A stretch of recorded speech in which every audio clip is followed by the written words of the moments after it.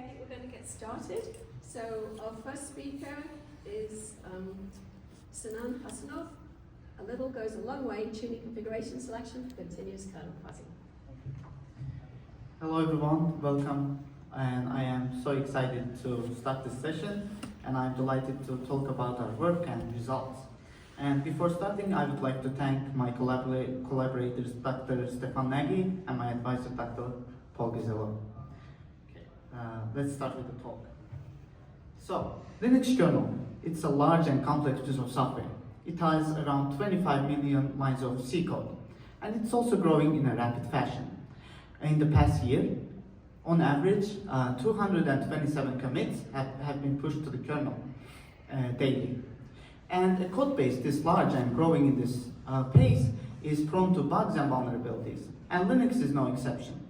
So for years, researchers have been working on testing strategies to find and eliminate bugs in the kernel. While there are many testing strategies you can opt for, in this work we specifically focus on fuzzing, which is one of the dynamic testing strategies. And fuzzing has been very successful in terms of bug finding. In fact, Google has a kernel fuzzing infrastructure called Sysbot that uses state-of-the-art kernel fuzzer syscaller to fuzz the Linux kernel continuously. And so far, it has found over 7,000 bugs in the Linux kernel. It's also one of the top bug reporters to the kernel mailing list. While the kernel has been fuzzed for many years now, there's an aspect of kernel development that imposes some obstacles for fuzzing, which is the configuration system. So Linux is highly configurable. What's configurability? It's the ability of the kernel to rebuild itself to run on thousands of devices. That's why it's everywhere, running from cloud computing infrastructures to laptops to your mobile phones. And how does it do that? Well, the configuration system provides around 16,000 configuration options to users to pick from to tailor the kernel to their needs. And each of these configuration options can include certain parts of the kernel code in the customized kernel variation that the users are building. However, this much configurability brings some implications for fuzzing. Well, fuzzing has specific needs. A fuzzer has to pick one configuration file, build a kernel with it, and fuzz it for a while to get enough test cases executed. And secondly, to account for daily changes, it has to at some point stop and update itself. And that's actually what syscaller does. It fuzzes the kernel every day with 12-hour runs, and at some point it rebuilds the kernel, recompiles it, and continues to fuzz again. However, configuration system introduces some challenges here. For one, you cannot contain all of the kernel code into a single kernel to test. You can only build a certain subset of it. And if the recent changes update a subset that the fuzzer didn't build, it's basically impossible for the fuzzer to reach that code to test it. So if you cannot build it, you cannot test it. The ideal scenario for us here would be to have one configuration file that includes many changes, and we're able to build a kernel with it and fuzz it for a long time. So how do we pick that configuration file that is well suited specifically for fuzzing? Well, there are actually many work on configuration selection for testing. However, none of them are really geared for fuzzing. It's because they either generate too many configuration files to test, or they use one fixed configuration that fails to build many changes. For instance, testing strategies like interaction, T-wise, combinatorial testing, they have to test all feature interactions of software. And to do so, they have to create thousands of configuration files. And with the new features being added to the kernel, it's really not scalable to fuzz thousands of configurations for a long time. And these techniques are also not really designed for fuzzing. On the other hand, for instance, syscaller, it uses a set of fixed configuration options to build and fuzz the kernel.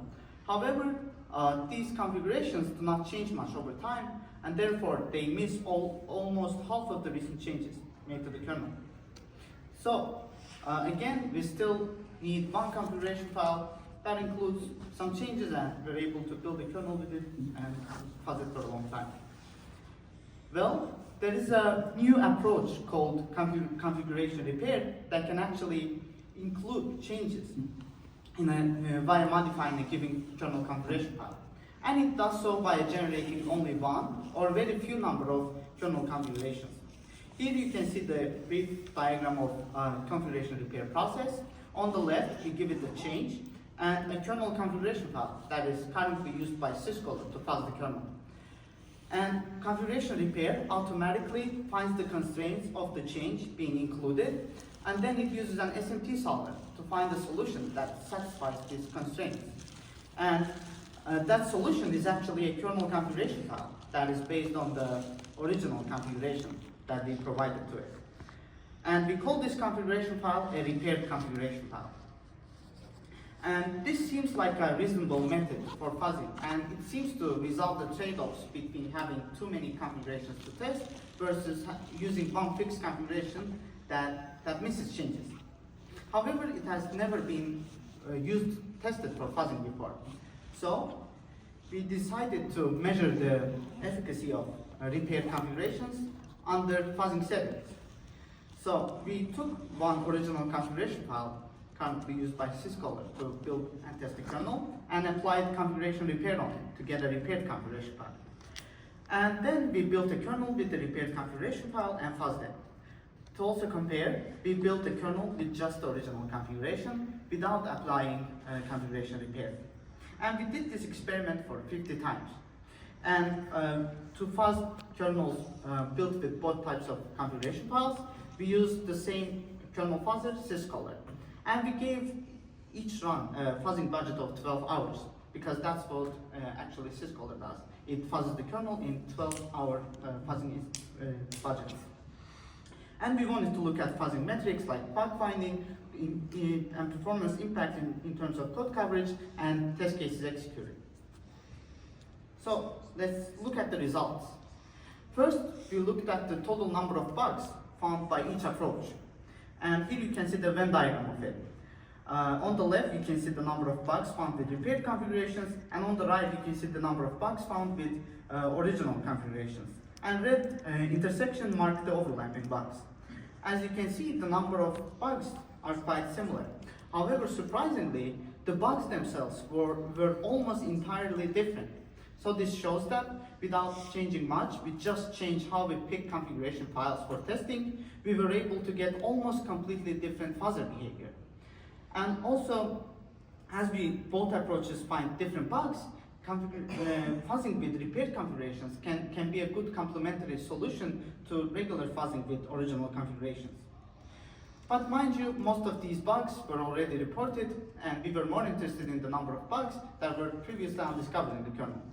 So we analyzed each bug, looked at bug reporting platforms, and got a subset that represents that subset. And here you can see the Venn diagram of it. Overall, with repaired configuration files for fuzzing, we were able to discover 35 new bugs in the Linux kernel. And that number was only 13 for fuzzing with original configurations. And 11 of them were overlaps.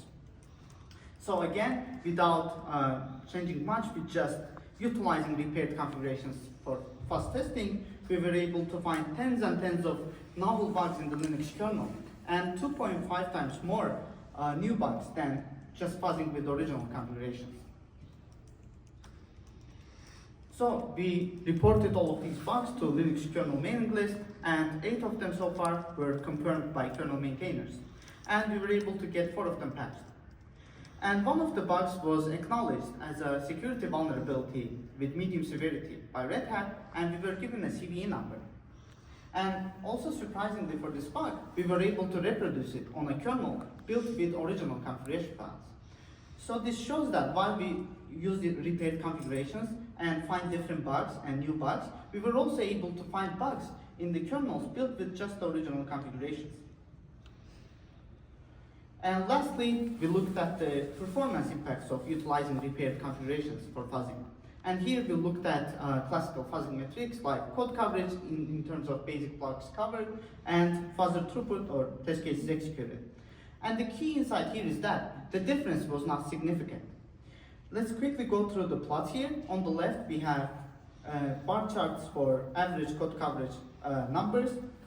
And from the error bars, you can see that there was no significant statistical difference. And on the right, you can see the bar chart for fuzzer throughput, and here again, the numbers are quite similar. So this shows that without changing the fuzzing algorithm whatsoever, with just applying repaired configurations for testing, we were able to discover tens and tens of new bugs in the kernel. We almost got completely different fuzzer behavior, and we did so without hurting the performance of the fuzzer.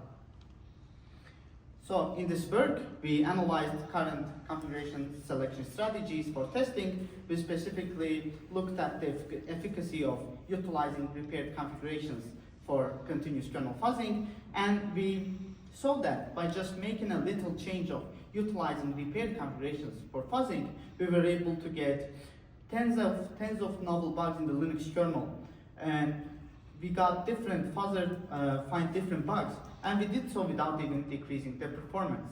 Hence the title of the paper, A Little Goes a Long Way. That's all, everyone. Thank you. Does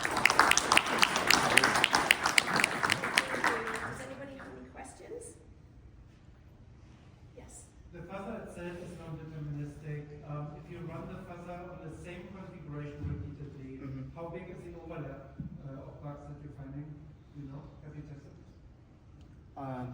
If we ran during this 50 times experiments, how many of the bugs found by just the fuzzer were overlaps? Is that the question? If you run the fuzzer on exactly the same configuration twice, right, you find probably different bugs. Yes. Have you looked into how big the overlap is? Or do you also find very distinct bugs in both cases if you don't change the configuration?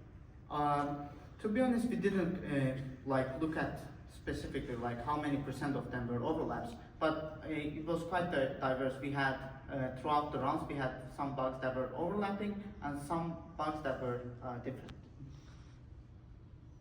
Okay. Yes. Is there kind of a saturation point?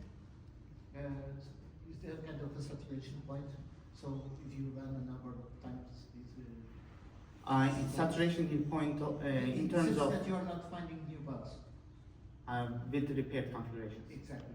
Yeah. So picking up on this question, if you run it multiple times, Yeah. is there a point where you stop finding new things? That was also quite diverse. The new bugs found, it was across the rounds. So it's like 50 rounds and 35 new bugs, and it was scattered around, to be honest. There wasn't like a certain saturation point where we saw that it doesn't, with much configuration changes, it doesn't find anymore. There wasn't. Any other questions? So I'm going to ask you the question I asked before. This is a requirements engineering session, and this is kernel fuzzing. So, and you told me that actually it is about requirements, so can you tell us why Yes, for sure. this is about requirements? So the kernel fuzzing itself is not new. It's been fuzzed for many years. But when Google fuzzes the kernel every time we saw that it uses almost the same identical kernel configurations. And that means every time they built a certain code, and we have like 25 million of kernel code. So they didn't expose much. So why just enabling these different features through modifying configurations and exposing more and more code that has not been even touched by the fuzzer before? We saw that there's still like many code that needs to be tested, and with just very basic runs, we were able to get new and new bugs in the kernel. That's why it's important, and it's building requirements. It's 1 more minute if anybody has another question. Okay, let's thank the speaker. Thank you.